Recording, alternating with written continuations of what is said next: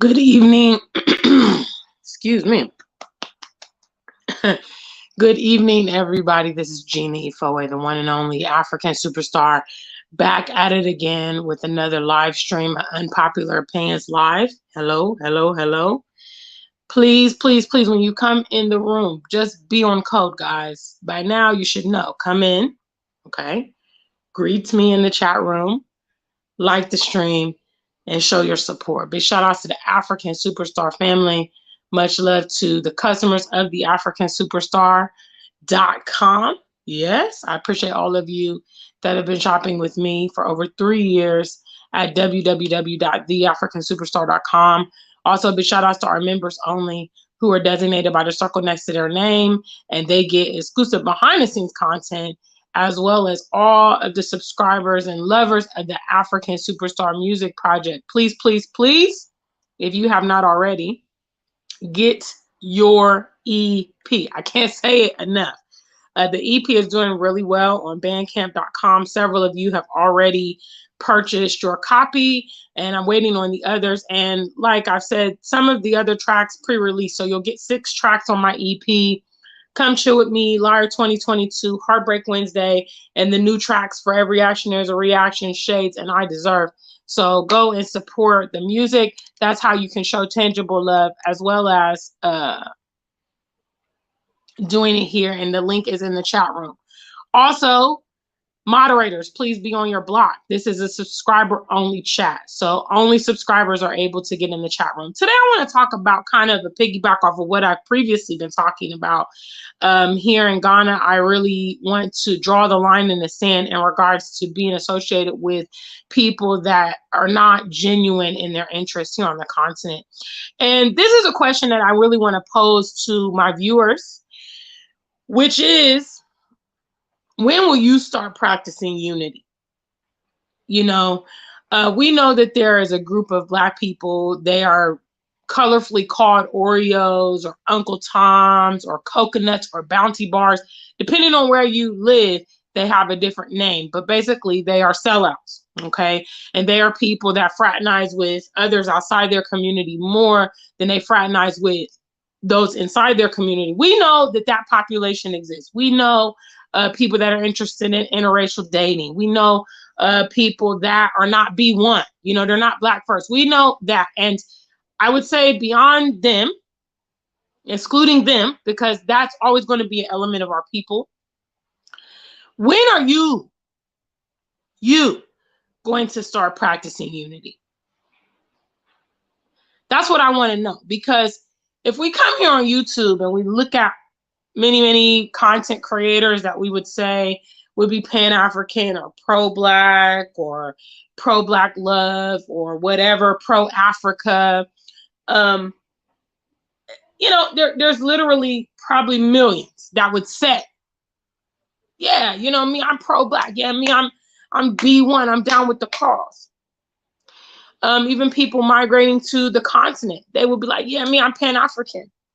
And then when you see them here and you see how they're interacting with the locals, or you see their perspective on things, or you see, you know, what they're actually implementing and living in their life, it would behoove you to ask yourself, is this person genuine in unity? You know, I never seek to create change by a massive amount of people. Okay.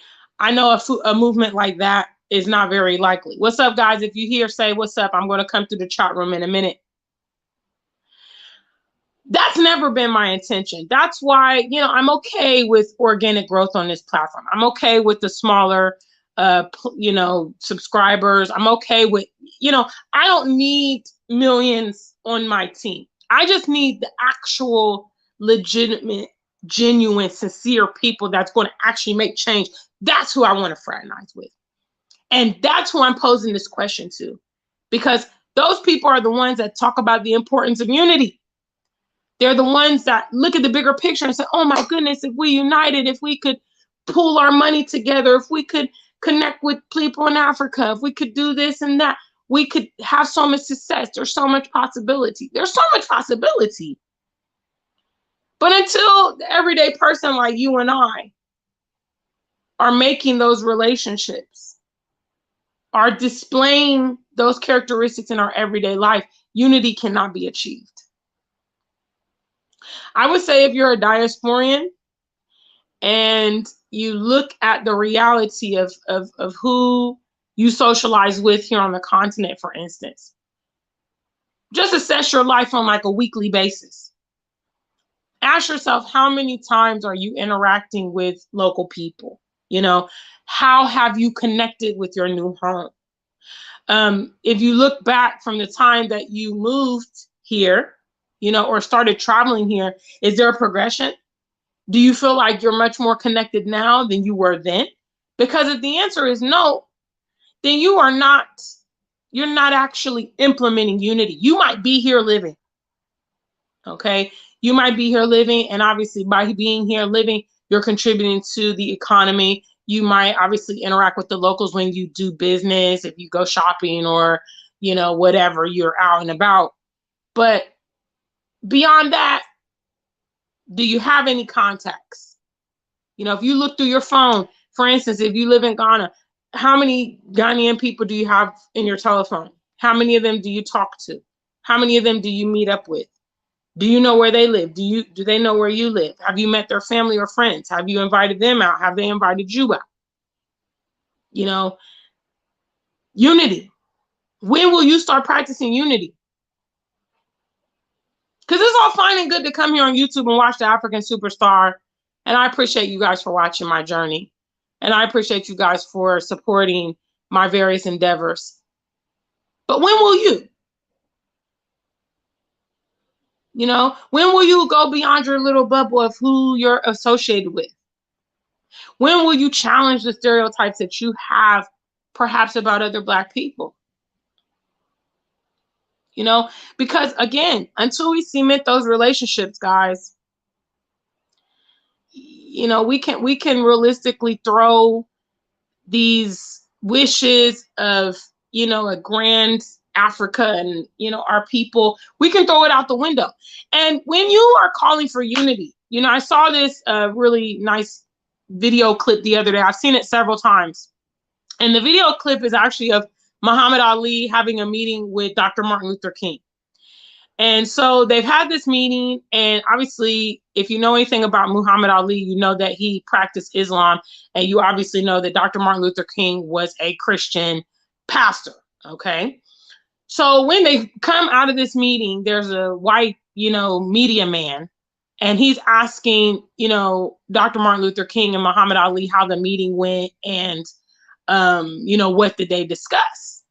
And Dr. Martin Luther King says, you know, we had a really good discussion. And, you know, even though we have different religions, we're still brothers. We're still facing the common, you know, the common enemy. Now, I'm paraphrasing what he said, but that's what unity is about.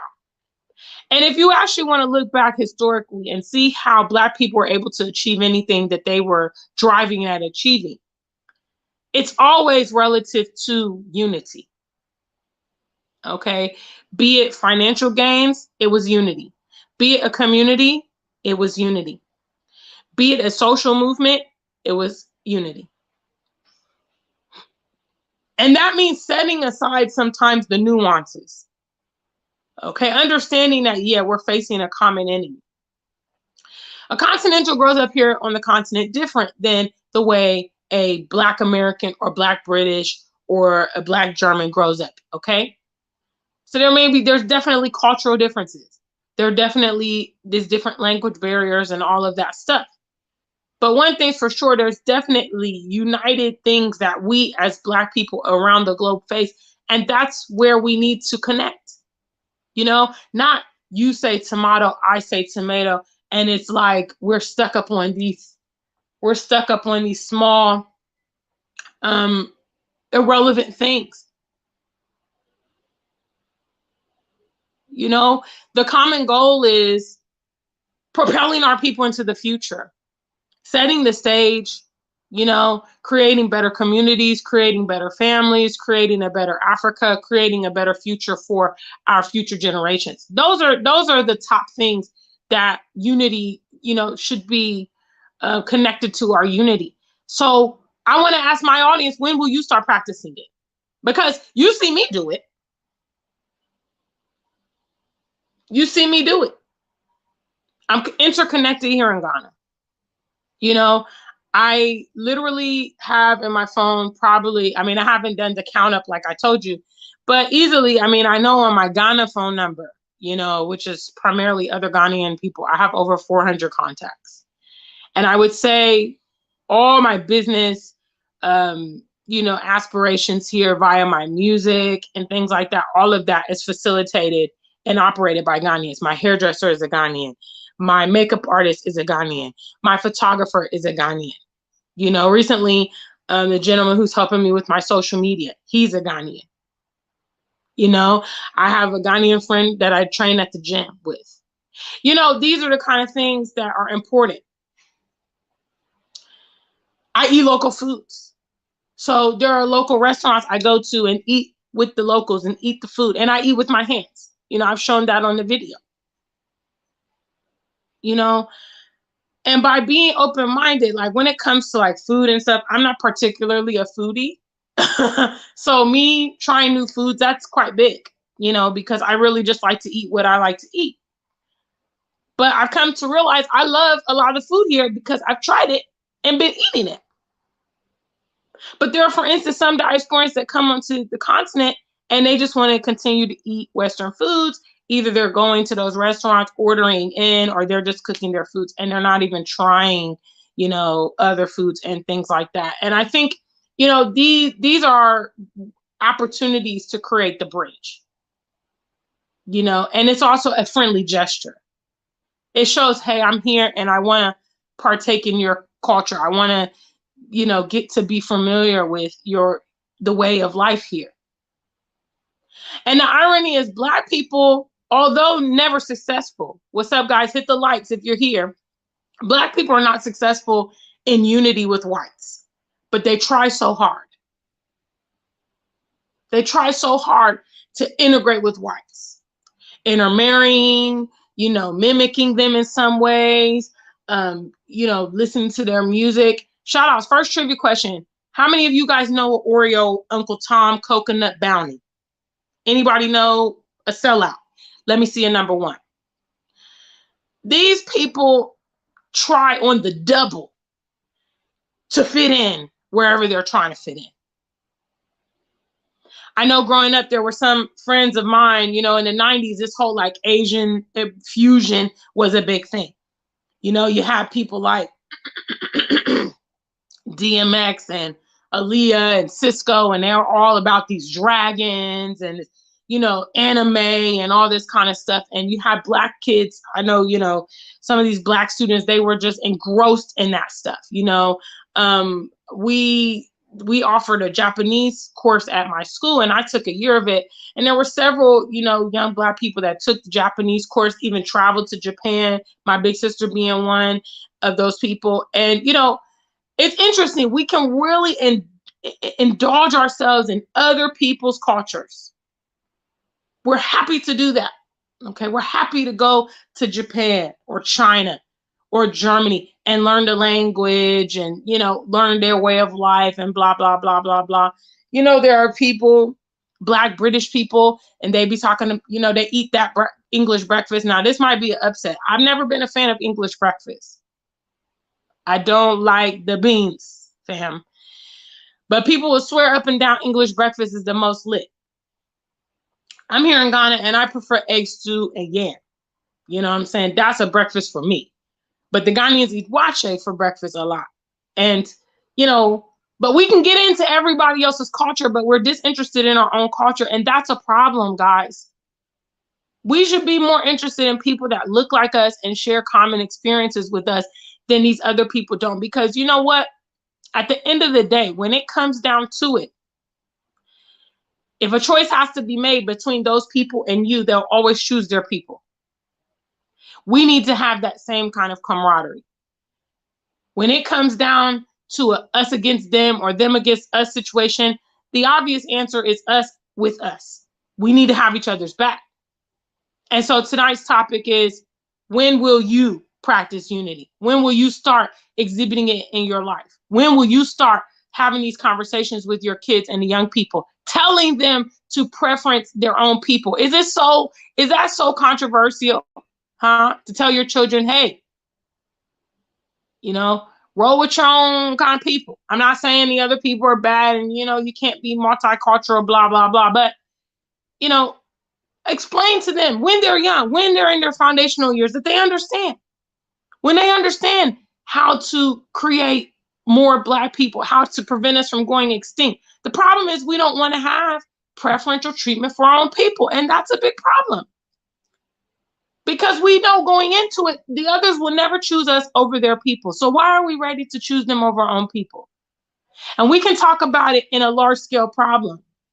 Okay. But me on this platform, I just want to break it down and talk about what you, the individual, is doing.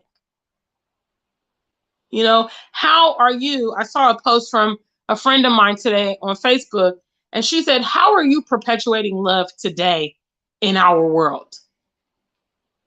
And I took that and I said, yeah, exactly. What exactly are you doing in your own life to display unity? What are you doing? Do you patronize Black businesses? Huh? Do you build relationships with, other Black ethnicities? Do you intermarry? Huh? Do you spend your money in certain places? Do you invest in certain places? How are you raising your kids? Man, this thing is driving me crazy. There's like a little fly here. That's the nice topic. What's up, family? Okay. It's time for shout outs. If you're here in the building, please like the stream and do not be a stranger because, spectators are so whack. Members, subscriber only chat room today. So we almost have 20 of you guys. So let's get interactive. I want to hear, what are you doing? How are you displaying it? When you come here to the continent, are you one of them diasporans like me, or are you like the other ones? Are you the DD, the defective diaspora? You just want to come here and you just want to be in your little hot pocket with the other diasporans, and y'all just want to powwow and feel important and feel prolific and feel like you're doing something when you're not doing anything. If you come here and powwow only with the other diasporans, how exactly are you even doing the integration? How are you doing the migration? You're just coming and living on the land is what you're doing. And that's fine and good. I mean, you are still, spending money in Ghana. You are still, doing whatever. But again, the diasporans here can't be a tremendous resource to you because they're limited in their knowledge. They're not from here as well. They've been here a limited amount of time as well. And for you to do successful business, like a word to the wise, okay? Because I do understand there are some diasporans that have come here and they've started businesses and they haven't even taken into context their demographics, okay? They haven't even thought about the Ghanaian people. Some people are setting up businesses that cater simply to the diaspora. Let me just tell you something. You're reducing your potential of income if you're marketing to a minority group, because the diasporans are a minority group. It would be in your best interest to do market research and find out what products can you also offer to the majority of people in this country, which are Ghanaians. You're cutting yourself short when you don't want to integrate. Even the Chinese and the Lebanese and all these other people that are operating here know that they have to appeal to the masses here. So if they have a restaurant, they sell local foods. Okay, they might intermarry. They might have, I like to call them an ambassador. So they have like a Ghanaian driver or, security or something, some people that can translate or relate to the locals for them on their behalf. They know that their strong suit is going to be integrating. Why do our people struggle with this concept? Why are we so stubborn with it? And then still have the audacity to come here on YouTube and talk about unity, yeah, UNITY, UNIT, and all you do is talk. All you do is talk. That's all you do. Because if it's not effective and visible in your life, you're not practicing it. Okay? And if you're not practicing it, you're just hot air because you're just talking about it and you're not doing anything. And meanwhile, the problems are, extensive that we're facing, and we don't need to be just talking any longer, guys.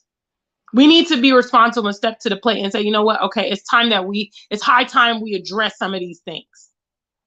It's high time that we change the game and whatever. It's high time that we take action and stop waiting for things that's not going to come unless we bring it about. That's it. The potential here on the continent is amazing if diasporians figure out how to deal with locals and vice versa. But it's been my experience that, the locals are eager to embrace us, if we want to work with them. And again, it's not without its nuances. Obviously, there's scamming and there's dishonest people and there's broken promises.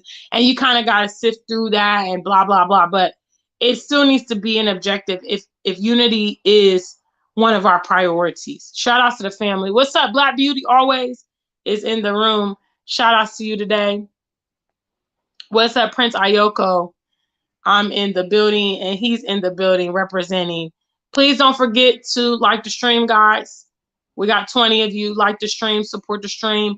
I want to ask the question tonight to you. Because like I talked about in my previous live stream, I see a nasty, movement happening here where diasporians are coming and they're just powwowing with each other. And in the grand scheme, I'm wondering, how do they think that that's going to work out? I mean, what do they think is going to come from that? We didn't actually move from the West to just be among our own people and not take into context our new surroundings. That's absolutely ludicrous. Why would you do something like that? If you just want to come, for instance, you just want to be around Americans, I mean, why not just stay in America? Then you're going to be around Americans and you don't have to go through the trouble and expense of moving to a new country. If you don't like Africans, you don't have to deal with them because you're not living primarily among them. But obviously, when you come here, you're going to start dealing with them on an everyday basis. If you don't like Africans, why would you come here? How exactly do you expect yourself to root in this environment without having relationships with the people that are there? I don't understand. And if you're an entrepreneur, it's crazy to not figure out how you're going to tap into the local market. I've been trying to figure that out with my music. How will I be able to kind of create that crossover hit, or how will I be able to relate to the Ghanaians and things like that? And that's why I'm working with local people to kind of help me, find my way into the system here. Because it's important and because it's crazy to be sitting among a huge population of people, that could affect, benefit you, make you rich, anything, and not tap into that. When are you going to start practicing unity? What's up, Kimla? Shout outs. What's up? What's up? What's up? Hi, Raymond. Hello. Auntie Gina says hello. Thanks, Janelle, for that. Big shout outs to you. It says our nephew Raymond is here and he's watching Auntie Gina. Big shout outs to Raymond and Janelle. I see you guys. What's up, Brown Coat Blue? Please make sure you like the stream. When are you going to practice unity? If you look around your circle and they don't look like you, you know what I mean? Some of you guys are in the diaspora and you're fraternizing with the damn United Nations. You got friends from Cambodia, and you got a Chinese friend, you got a Mexican friend. Do you have a Haitian friend? Do you have an Ethiopian friend? Do you have a Ghanaian friend? Do you have a Black American friend or Black British?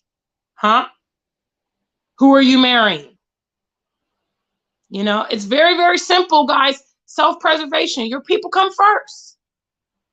Okay, that means if you're in a situation to choose your people and choose someone else, then do it. And people will say, well, Gina, you can't always help, whatever. You can't always help, okay? But I'm talking about a preference. So maybe if you're in a situation where you don't have very many options, because some of you guys like to live in communities where there's very little Black people, I don't know. Obviously you want to have friends, you want to have associates, and non-Black people is who is in your demographics. I understand. But if an opportunity comes up for you to preference your people, that's what you're doing. When it comes to travel destinations, you're considering those countries as well. When it comes to partners, you're considering that. You're educating your children. When it comes to patronizing businesses, this is how you exercise unity. And if you are in that situation, do understand that you're not required to stay in those environments. Hello? Let's not forget about that, because people be like, well, Gina, I live here and there. Big shout outs. What's up, GBL? Thank you for that super chat. He sent $9.11. Shout out to you today. Thank you for that, brother. I appreciate the super chat love in the chat room. Yes, we have 20 of you here. So if everybody did a 5 on it, just think about how that would benefit me today. That would be very nice. Yes. So I appreciate the support for those of you that walk it like you talk it. When you are in environments, for instance, that are non-diverse, okay, because I mean, I realize, especially children of migrants, you can't help it where your parents maybe migrated. You're growing up in Canada, you're growing up in freaking Utah, and you're growing up in Australia and all this kind of stuff. Do understand that as an adult, you have the opportunity to pick your environment. And if you're tired of living in a non-diverse environment, like myself, I was living in non-diverse environments, not enough diversity for me, not extremely, obviously I lived in Columbus, Ohio. And when I lived in the UK, I lived in Northampton in the UK, which is in the Midlands. So there was a level of diversity where I was living. I'm not going to say it was the most like non-diverse place, but it wasn't enough for me. Okay. You do have an option to place yourself in environments where you can get that, social need, because it's important. And if you're raising your kids, this is the hard part. Hello. You're raising your kids in those environments. You send them to all white schools. All of their friends are white. I mean, and you expect them to have a preference for their people who they've never even interacted with growing up. They've never even had friendships or relationships with their own people that look like them. It will be very difficult for them. And this is the madness of our people, thinking that, you can sit in water and not get wet, that we can continually be in certain environments and it's not going to impact us or our children. It is absurd. It's crazy. Actually, lots of migrants living in the international community, what they do, and what many of you Americans or British may have witnessed, is they will actually send their kids back home and allow their kids to school back home when they are young and in their fundamental years, because they don't want that Western culture being enforced on their child. They don't want their child growing up the way American kids grow or British kids grow. And they will send them home, maybe for their fundamental years or whatever. And later on, they can come join them in the West. Or sometimes, I mean, I know people, their children have grown up in their homelands, period. And that, maybe the dad is abroad working or the mom is abroad working and just sends money and the kids live back home. And I mean, we need to take more constructive decisions about how we're shaping our future, because right now the roll the dice idea is not profitable. We actually have Black people that think this kind of conversation is criminal. When I say Black lovers stay single, they come out and say, oh, but Gina, what's the problem with Black lovers stay single? Huh? Is there not millions of Black people in the world? Is your scope so small that you really think that that love cannot come in your own image and likeness? Is that what you're telling me? We have Black people globally in the world, and you want me to believe that it's impossible to find a partner underneath the Black umbrella? My only options are outside of my own people. Is that what you're telling me? I don't subscribe to that, because I feel that there's a lot of options out there.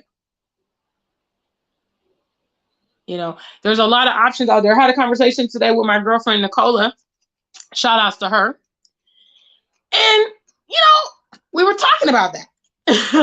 And I was telling her, like, the options that I have, for instance, on a continent, some of the people that I'm currently dating. Yeah, I said people. Y'all don't know me like that.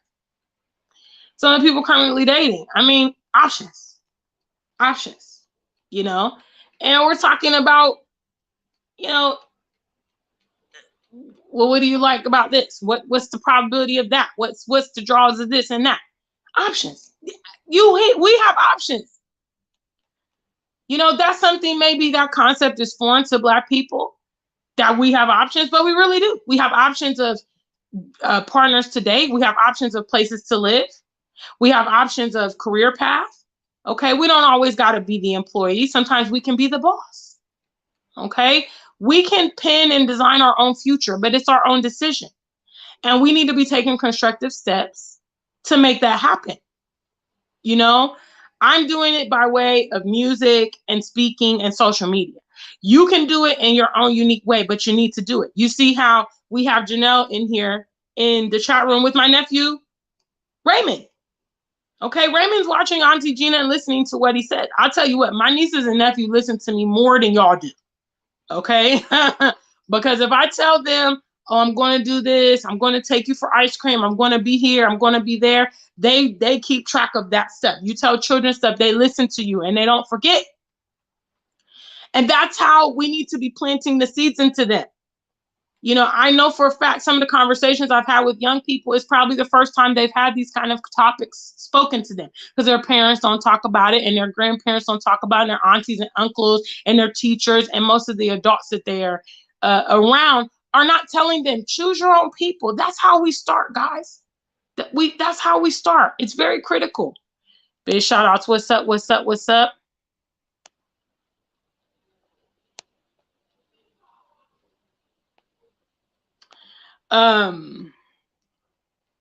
Emmanuel is talking about ES. ES is a content creator out in Tamale, and he's talking about how she is, you know, integrated into Northern Ghana, which I definitely say she has done that. You know, she has worked with locals. She has relationships with local people. I believe she speaks some of the languages or learning some of the languages and eating the local foods. And, you know, I mean, where she is, it's not really, it's not like a super mega tourist destination like Accra. So she's definitely living among Ghanaian people there and integrating with them. And that's how you need to do it. You know, that is how you need to do it. Please make sure you get the lights up, guys, and show your support, because today I just want to talk about how are you doing it. If you are someone who's single and searching, intercultural marriage is a great opportunity for you to UNITY. Okay, especially if you're here on the continent. That is how we produce the next generation. Consciously choosing your own partners for the men. You know, you have an opportunity to pick your options. I know there's this crazy gender war happening in America, and there's this crazy, you know, social media where it seems that Black men and Black women just cannot get on the same page. Listen, you have a broad spectrum of women that you can choose from. I understand that the dating scene, for instance, in America and UK is not necessarily ideal. A lot of our a lot of our options there, they are, you know, psychologically damaged, and they have, you know, it's difficult. I mean, I'm not going to lie to you. It's very difficult, especially if you are someone who really wants unity, you really are pro-Black and Pan-African. A lot of our peers are not geared like that, and they're not thinking like that. Then broaden your perspective, horizons. Okay, broadening your horizons, because your goal should just be like, my goal is obviously Black lovers stay single. I'm going to have, you know, eventually a Black partner or not. You know, I'm okay with if or not, if it doesn't work out, you know, but that's what I'll have. That's all I'll have. You know, that's all I like. That's all I want. And that's what it is. And I'm not going to, me personally, no, I'm not going to have a non-Black child. I'm not doing that. You know, I'm not into it. A lot of our people are fetishing that. I'm not into that. So it's, for me, it's Black lovers stay single. And I have broadened my horizons. You know, I'm willing to deal with cultural differences and things like that. You know, that's part of the territory when you go beyond your immediate demographic. But that's okay, because that's what it has to be. You know, I'm either going to sow my seed to the next generation or not. And that is what it is. And at night, you know, I realize that I'm a leader and I'm prolific and I'm kind of, you know, my perspective is a bit ahead of people, some other of my peers. So, you know, they may not be on my page, but that's okay, because I know that I'm not going to sacrifice that. It's going to be Black lovers stay single for me. you know. And for continentals, you know, you obviously there's lots of continentals here that are interested in foreigners because the truth is they want to travel. Okay. If you fall in love with a person and they happen to be a foreigner, that's cool. Targeting people because they are a foreigner is wrong and it may not work. Okay, because there are real cultural differences between the diaspora and continentals. So if you are planning on you know, for continentals, you want to marry a foreigner because of your various reasons, let it be that you really are interested in that person. Let it be that you really want to create a family with that person and have longevity. Okay, because that's how we build communities, not just using each other to get things, get what we want, and then we leave. You know, that's whack. Find someone that you can simultaneously do it. Maybe the person is foreign, maybe that he or she does help you migrate, but you also like the person and you actually love the person. You're attracted to the person. You want to be with them. You want to have a family. Okay, not simply their selling point is, oh yeah, they're going to help me get to the UK. They're going to help me get to America. But it's like, I love this girl. Oh, and a byproduct is, you know, that she's going to assist me with my process or whatever. Shout out to the family. What's up, Blockavelli? Thank you, Janelle, for that super sticker. I see you, sweetheart. Appreciate it. We have billions of options, so please don't tell me it can't be Black lovers stay single. Well, I mean, what if I just can't find a okay, well, if you can't find a Black man or woman with billions and you expand your horizons. Okay, let me keep it real because a lot of y'all worship the non-Black, the white man. I'm just going to say it right now. Y'all worship the white man.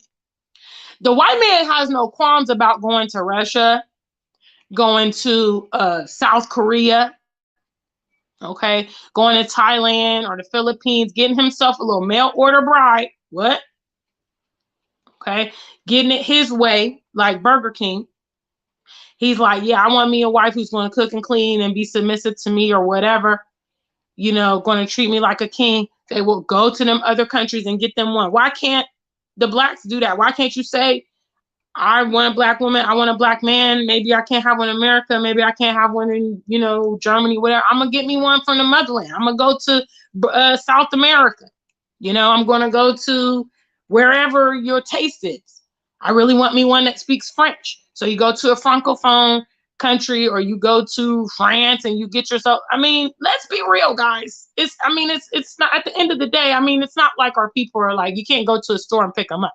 But my point is that you have options, lots of options, especially if you're a man. Men are the ones traditionally that initiate marriage. They're the ones that do the proposing and they're the ones that get to say.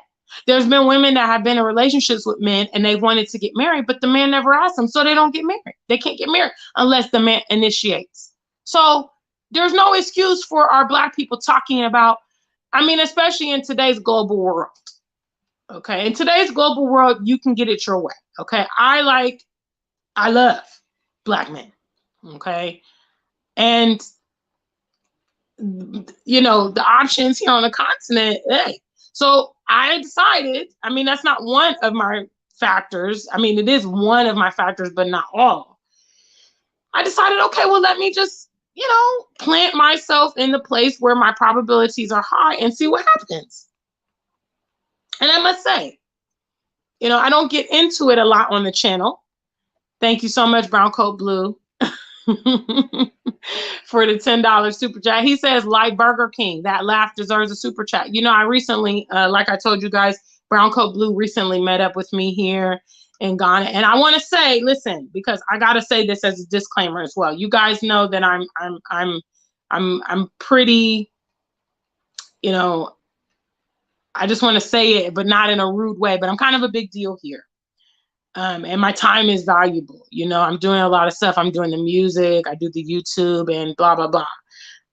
And so I really appreciate it because Brown Coat Blue invited me out, treated me to dinner, you know, and I don't want to have to be telling you guys like, oh yeah, if we meet, you know, but I appreciate the people that kind of know the protocol. So, you know, he understood that I kind of carved out that time. I spent a whole evening with him. And we talked about this because Brown Coat Blue, he's married to a Jamaican lady, you know, Jamaican origin American lady. And, you know, we talked about the Black love situation. Like, that's what it has to be. And we have options. And that's what's crazy is that we look at our people with such a limited view because we think that, I don't know what we think, but I know, you know, and I travel, I guess, with broadening horizons because I'm like, well, if it's not working out here, there's like billions of Black people and you only need one.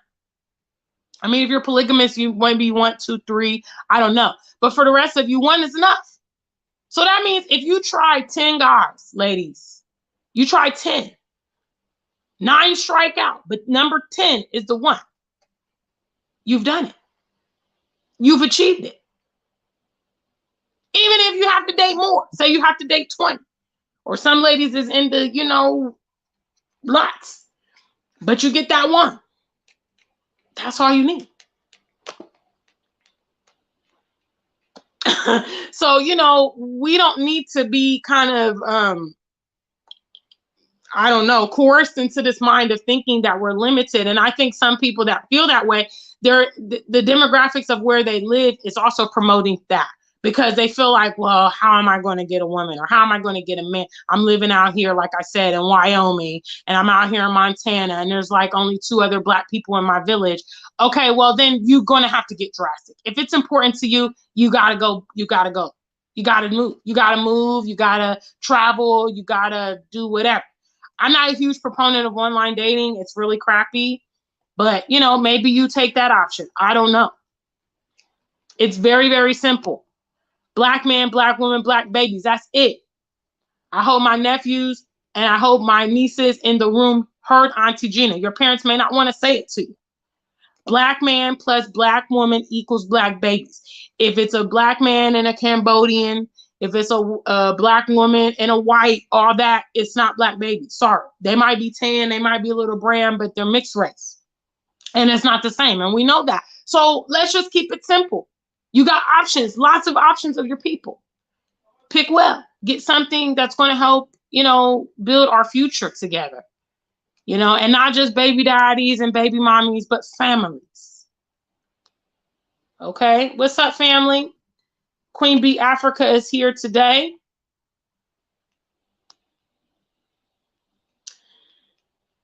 Big shout outs. Queen Bee says, I moved to Ghana from the U.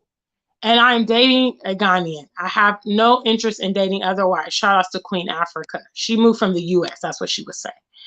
Well, I mean, it makes sense. I mean, you're here in Ghana. If you're here in Ghana and you ain't trying to date an African man, you know, I mean, there are other men here. There's Nigerian men here as well. And, you know, I mean, but it's kind of crazy, you know, if you can't do something.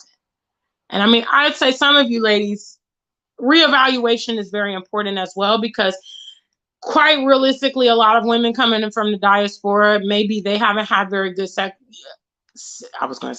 lives, but haven't had good romantic lives in the West. And they have very unrealistic expectations of what a man needs to be and what he needs to provide. You know, you need to look at it realistically when you're coming here. You know what I mean? In many cases, you may be richer than a lot of men that perhaps might step to you. It's a delicate thing. You have to figure that out. Okay. Are you going to flex on a man and make him feel insignificant? Or are you going to kind of elevate the things he can provide you in his realm or whatever? You know, how are you going to deal with that? What's your approach to the cultural differences? Are you willing to learn? Are you willing to, you know, for instance, learn how to cook his dishes? You know, are you willing to understand cultural norms? Are you willing to, you know, involve yourself with his family? Or, you know, these are the things that you got to be ready for. Some of us step to the plate and we're like, it got to be my way or the highway. And it'll be highway. And that's why a lot of you guys been driving for many years, because it's highway, because you just won't, you know. To have a relationship is to settle. Let me also say, I've been wanting to have a live stream on that. To have a relationship is to settle in some degree, okay? Because there has to be accommodation. And the same way that you're a flawed individual, the person you're dating with is a flawed individual. You're expecting this person to come into your life and just completely revamp it and just completely transform it. And you just want to be on the receiving end and he gets nothing out the deal. That's not fair. That's not fair, you know? And he had a life before you came into it as well. So you guys have to, you have to have an open-minded perspective. You know, I date a lot of entrepreneurs. I don't know why, but that's who finds me. And a lot of them, you know, they have their business on their mind. They're trying to become something in life. And, you know, that comes with a sacrifice. Sometimes they don't have the time. Sometimes they don't have, you know, they can't always be available if I'm going to certain events or whatever. You just have to be flexible if you want to have a relationship, you know? I mean, you got to deal with it. You got to put up with his or her stuff sometimes. Now, toxic, unhealthy relationships, abuse, drug abuse, you know, domestic abuse and all that stuff, you got to draw the line. But okay, you know, he snores at night. You know, is that going to be a deal breaker? You know, he's never traveled before. You know, maybe like, for instance, me, I'm a world traveler. It changes your perspective on the world. You know, can you deal with someone who doesn't have similar experiences? Are you going to be mature enough to understand that? You know, how do you handle disputes? Do you get on social media and blast your husband or blast your boyfriend about all the things he did and what you didn't like? All these things are cardinal sins and will destroy your relationship. And why, unfortunately, a lot of ladies don't have men, because they don't realize you know, men are celebrated in this world. Let me just tell y'all, I'm going to have a moment. I'm going to expect some super chats on this, what I'm about to tell y'all. Hello. Men are celebrated in this world. Okay. Growing up in America or the UK, they told us that we were the prize. They said, oh yeah, girl, wait for the man. And, you know, you got lots of options. In reality, the man is the prize. You know, it's unfortunate.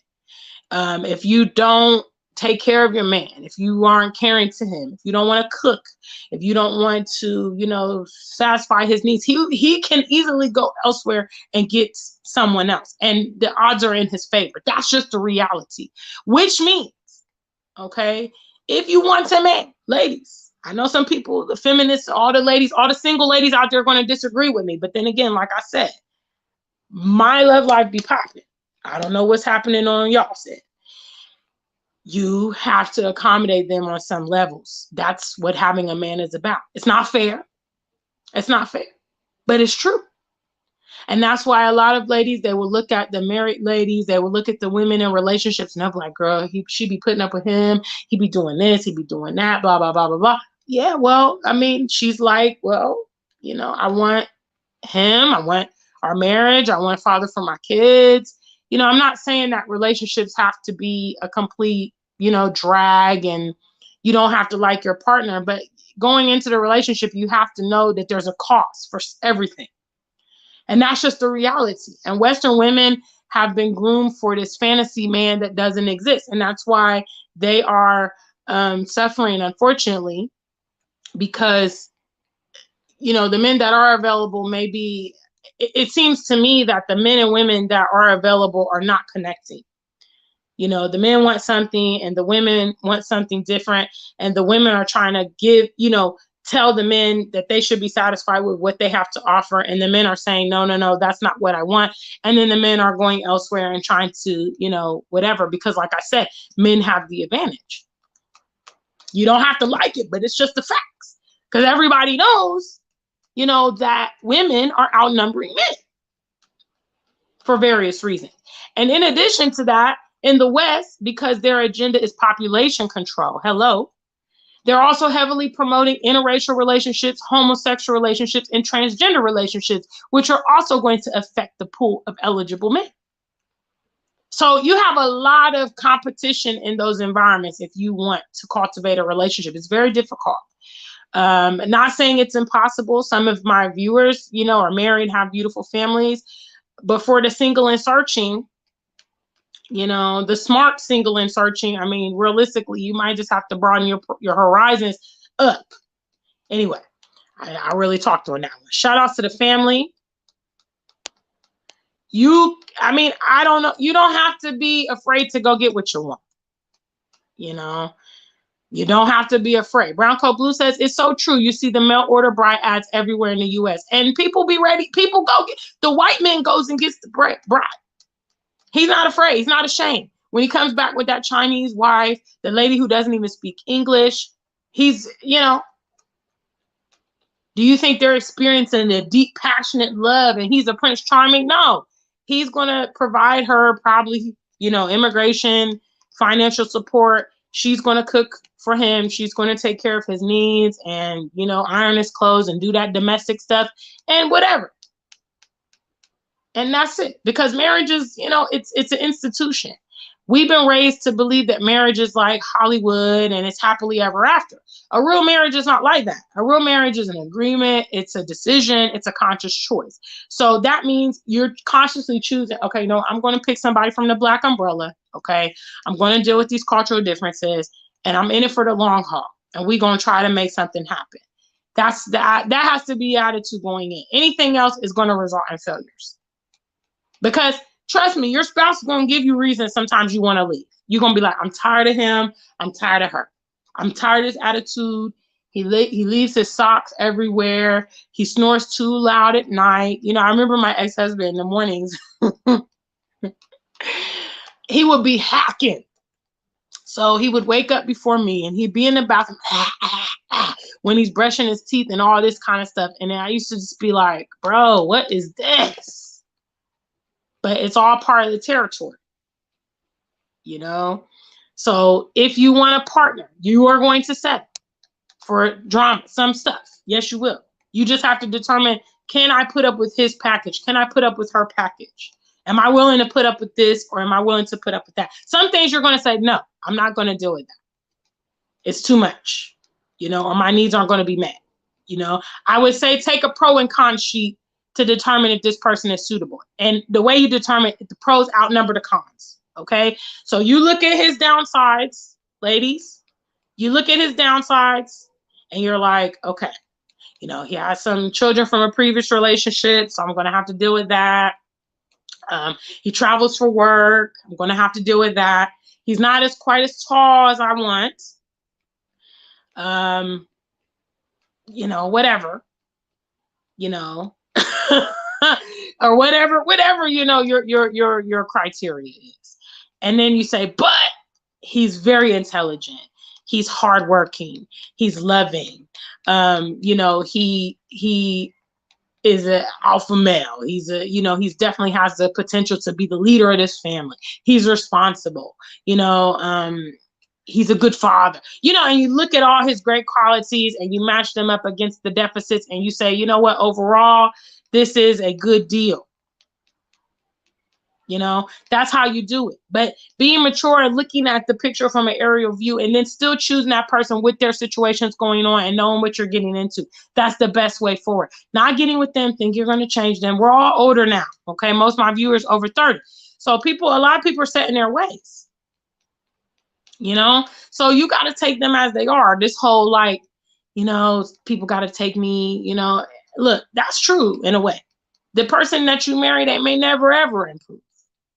And that's just the truth of it. Can you deal with that? Big shout out to the family. Emmanuel says, I'm looking to mingle or meet some African Americans, but it's tough. I feel cut off, but I definitely want to go black. Well, I would say this. Thank you for saying that, because I do think probably, I don't know, Emmanuel, are you here in Ghana? Are you abroad or what? I do think some continentals or, African nationals feel that way. They may feel out of the loop, but I would say that during that, what you need to do is the same thing that you guys do when you date white people. Hello. You start listening to their music. You start going to their events, going to where they be at. You start understanding what they're like. That's if you are looking to integrate with Black people of a different ethnicity. Okay. So let's say you're into an Afro-Latina. Okay. Educating yourself about that person, their country, the language, what kind of music, what kind of food. That will be a great way to bridge the gap. You see, when a Ghanaian guy approaches me here in Ghana, and I can speak Twi to him, and when he wants to go eat fufu or banku, I know what it is. When we go out for dancing and I'm familiar with the music and I can dance when High Life comes on and whatever, okay? When I go to a funeral and I know, okay, I should either wear black and white or red and black, you know, and I have traditional wear, I have kente cloth. All these things help me transition. So that means when I'm dating a Ghanaian person, it's so much easier for him to absorb me into his world because I'm abreast of his world. You see? So for people on the opposite side, for those of you Africans that are like, okay, you know what? I want to understand Black Americans. I want to make some associations. If you're here in Ghana, you're probably going to need to go where they be. You know, if you see events that are diasporan events, or you hear about, you know, associations or whatever, then you can go and meet them, fraternize with them. If you were here in December, I mean, there were loads of them. They were everywhere, you know. They had a big event here, the Black Star Line. I mean, there were tons of diasporans there. So you're going to have to educate yourself. If you're in America, though, they're everywhere. So you're going to have to start, you know, applying yourself. Maybe you look for a church. You know, you can meet Black Americans at a church or the gym or school or work, you know. I mean, they're all around you, you know, and you can just kind of approach them. Maybe you approach a guy, you know, if you're in America and, you know, you just tell him, look, you know, I'm really into Black American ladies, but I'm trying to figure out how to, you know, begin to meet them, you know, and that dude can become your homeboy. And he can help you out, you know, okay, well, let me introduce you to some people, or the next time we have a get together at my house, I'll invite you, or, you know, that's how you guys, I mean, Black people know how to integrate with whites. Why y'all can't apply the same stuff to your brothers? What is so complicated about it? Huh? A Black person will want a Japanese person. Start studying the language, travel to Japan, start wearing traditional wear, start listening to their music, start watching anime. It's the same thing. If you're an African person and you want a Black American, start educating yourself on Black Americans. Start going where they go. Here in Ghana, they go to Cape Coast a lot because they always go to them slave castles. I don't go to them slave castles, but y'all go. Bam, prime example. There are tour guides, for instance. They want to integrate with me, locals and stuff. I mean, you know, they want to integrate with the diaspora. They start providing services to the diaspora. So they're going to meet them on tours, and, you know, there's groups online, Facebook, lots of diasporans that want to move to the continent and things like that. Lots of, you know, you just need to bridge the gap. And as a man, it's so much easier, because let me tell you, there's a lot of diasporan ladies that's looking for African men. You know, so I'm just giving you a lot of information. Okay. What's up, Michelson? Big shout outs to the family. Hello, hello, hello, hello. Brown Coat Blue says, even in the West, in the US, I think a big part of the problem is the promotion of all these crazy portrayals of Black culture. Some of our people still fall victim and look elsewhere from straight fear. Queen B says, yes, a change of mindset is most definitely needed. Evaluate what's actually important to you. The things in the US are less important to me here in Africa. Big shout outs to Queen B Africa. No chakra. Shout outs to Kimla. Kimla's chakra is nonsense. No, like, silliness. That's I believe it's a Yoruba word from Nigeria. Okay. Shout outs, family. I mean, Black American ladies in America, I mean, they're all around. So if you're in America, bam. If you're here in Ghana, I mean, you guys talk here in Ghana. I know y'all talk. So just ask your homeboys, hey, look, I'm looking for the foreign ladies. Where are they at? Where do they be? They go kick it in Osu. They kick it at East Legon, you know. They go to the beaches, you know. Diasporans like to party because they live struggle life outside. So they don't have time to party and relax. Okay. They like going to Labadi Beach. They go to the pools. So they go to, you know, I mean, you probably gonna have to spend money because a lot of them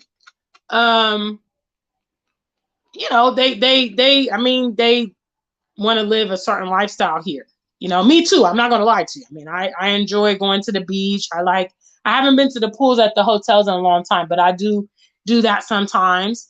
And, you know, you just have to position yourself, you know, you just have to position yourself. That's what you got to do. Kimla says, and Kimla's dating. Well, I'm not sure. Y'all still, I don't know. Kimla, I know at a point Kimla was associated with a man in Nigeria.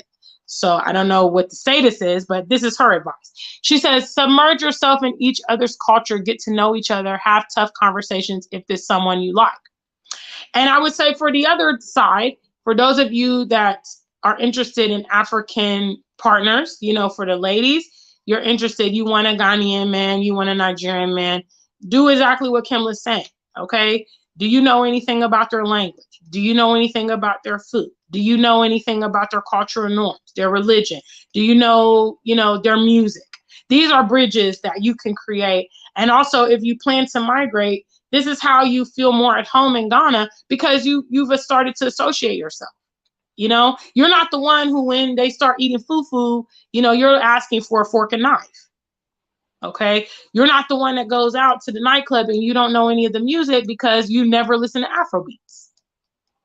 Okay. Educate yourself on what's big in their nations, and if you are in the West, you can start again going to functions. Africans are very generous when it comes to, inviting you into their world. They're really excited when, they see the diaspora showing interest into Africa or being Afrocentric. So, they invite you to their parties, their baby showers, their weddings. They will cook for you. They will happily teach you the language. They will do all that stuff. They'll link you up with friends. When you tell them you're traveling to Ghana, you're traveling to Senegal, they'll be like, oh, I have my cousin come and pick you up. You can stay at my family house. They're very accommodating, but all you have to do is extend yourself, and that will also help some of you guys avoid getting scammed, okay? Because you're not coming in completely ignorant. You have some understanding about behavior, what it should be like and what it's not going to be like, okay? African people, like I said, they are, from my experience, all over the world, they're very generous, they're very inviting, okay? So if you start dealing with one who, for instance, doesn't want to take you out, doesn't want to take you around his friends, doesn't invite you to any functions, that's a red flag. But you wouldn't necessarily know that unless you were associated with African people, because people in the West, y'all be having struggle life relationships where you never go out and never do dates and stuff like that. So it's kind of normal. But in the African world, that stuff is weird. That's like he's hiding you. He doesn't want, anybody to know you. So, educating yourself, no matter which side of the coin you are interested in, is going to be a strong suit for you, and all this stuff ties into the title, which is when you want to start practicing unity. Like I said, intercultural marriage is a great way to practice unity. So I'm happy I spent some time going over it in this room today. But, again, it has to be a strategic thing. It has to be a strategic thing. Brown Coat Blue says a large population of them stay in Cape Coast. The diasporans, I believe, have like a settlement out there. So there's people that have bought land and all that stuff in Cape Coast. So, I mean, again, just ask around. If you are a continental and you want to meet the diasporians, I mean, ask your brothers, because people is linked up here in Ghana. Okay. Everybody knows everybody and all that. So if you be like, I don't know where they are, I don't know where they hang out, you ask somebody. I know these boat drivers and these Uber drivers are notorious. They fraternize with a lot of foreigners because we're the ones that be taking these rides all around. Ghanaians be using trotros, or, they get around for less money a lot of times. So diasporans use these services. They're used to using them in the West. So a lot of these boat and Uber drivers, are people that want to fraternize with foreigners. Okay. So if you got a car, Emmanuel, and you start driving boat and Uber, I guarantee you'll start having some conversations with some diasporans. You know what I mean? So, I don't got to tell you. I don't know if you're trying to be funny, because I know that because I live in Ghana. I know how to do it. Okay? Big shout outs. What's up, family? What's up? What's up? What's up? Mind, Body, and Soul TV is here. What's up? Oh, the lights are great today. Wonderful. Wonderful. SMP is our mission statement: strategy, maturity, and patience. Now, you know that it's Friday. All right. Big shout outs. What's up? What's up? Brown Coat Blue is talking about how inviting the Ghanaians were to him. He says, I'm telling you, I'd had multiple invitations to go to events just from the plane ride out there, meeting folks on the flight. Exactly. So diasporans trying to integrate, we really don't have no excuse. Okay. If you're not integrating here on the continent, something's wrong with you and you're doing it deliberately, because there's people all around you and they are friendly. It's not like the West. They will invite you to their home. They will, you know, cook for you. They will do these kind of things, you know. So some people are motivated. Some people are just being hospitable. You know, you have to kind of decipher that, but it is what it is. You know, if you show yourself friendly, you will have more success. So with that, guys, I'm going to wrap up this live stream. Y'all know it's Friday and I'm meeting the girls. Yes. Tonight, it will be me and Monica, and it will be me and Eternal Blossom. Shout outs to the family. Don't y'all wish y'all was here kicking it with us? I know y'all do. Brown Coat Blue knows my spot. We going to the spot, Brown Coat Blue, and we're going to have some origins too. Hello. I took Brown Coat Blue to a couple of my spots when he was here with me. So, you know, I took him around and I introduced him to a local beer called Origin. Shout outs to everybody in Ghana that knows about Origin. Yes. And actually, Monica's the one that turned me on to Origin, because she bought an Origin one day and she was like, Gina, come on, try it. That's my Monica voice. I love Monica. She's like, Gina, come on, try the Origin. And I was like, all right. So I tried it and I never looked back. I never looked back. I've never drunk beer in my life. It's the only beer I've ever drunk. Okay, I'm not a beer girl. But that Origin, it be calling my name. So it's like, it's almost 9 o'clock here. So I turned Brown Coat Blue on to Origin too. We got Origin and had Origin together on Friday night. Big shout outs. What's up? What's up? What's up? Yeah. So, you know, it's Friday night and I got to get ready to meet the girls over at the spot. So big shout outs to the family. So Queen Bee, we'll see about that, babe. You'll have to slide into my DMs and we'll see what we can do about that. Okay. But yes, the topic tonight was, when will you start practicing unity? And we got off on a bit of the relationship end of it. But I just want to, of course, proactively encourage you to look at your situation and ask yourself, how are you really walking it like you talk it? If you're a Black person and you talk unity, does that reflect in your day-to-day actions? Because if it doesn't, it hasn't. And if it doesn't, and you feel convicted because you're like, I know I be talking about it, but I don't do anything, start today. Okay, start today. You know, look for a Black-owned business. You know, if you're here in Ghana, start trying new foods. You know, if you need any advice, you know, you can slide in my DM. Hey, Gina, what are some nice dishes that maybe I should try? Is there a restaurant you can recommend? Now, I do have consultations for those of you traveling to Ghana and you need, you know, I need transportation. I need somebody to pick me from the airport. Can you recommend housing for me, or blah, blah, blah? For the consultation, there's a $100 fee. So I provide those through email and video conference calls. But if you just have like a quick question, like, hey, Gina, you know, is there any restaurant in East Legon you recommend? Just slide in my DMs. I'll be happy to help you with that, you know. But I mean, it's all around you.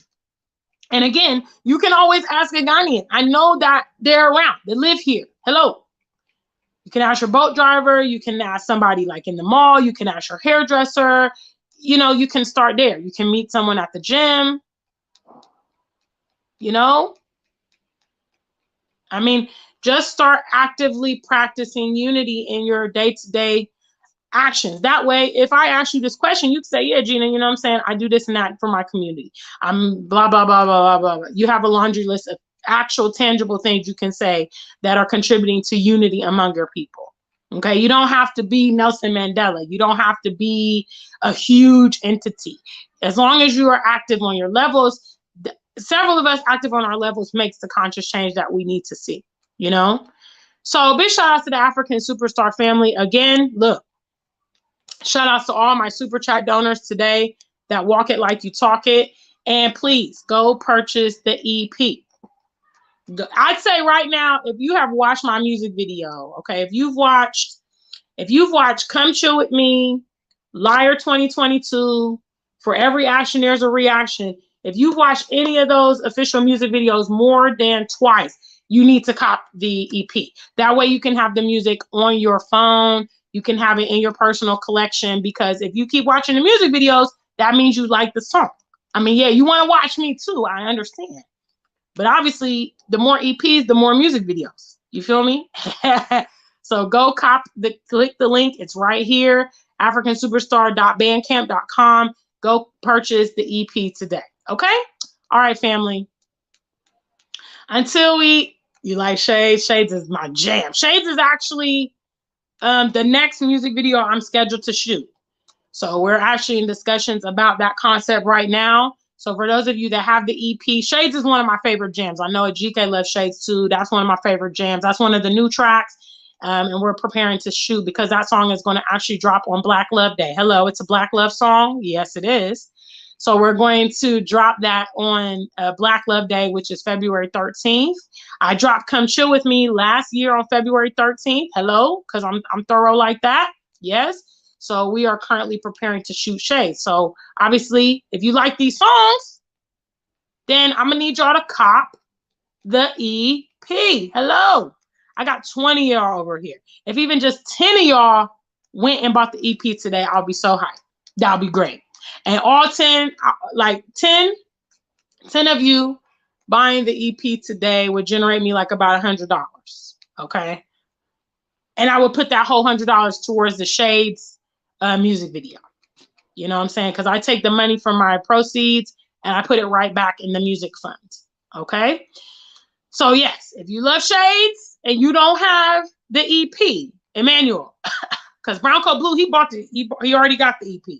He already got the EP. That's why he's talking about Shades, because he already bought it. But if you talking about you like Shades and you don't have the EP, then you need to put it on your collection. Okay. Go to bandcamp.com and get it. All right, guys, I gotta go. I gotta get ready to meet the ladies. It's all about ladies' night tonight, Origin. We about to have a good time. I'm looking forward to it. And I appreciate you guys for watching me tonight and being with me. Again, shout out to all my super chat donors, my members only, the lovers and supporters of the African Superstar Music Project, our customers at the africansuperstar.com. Until we meet again, stay black and true. If you ain't black, just stay true.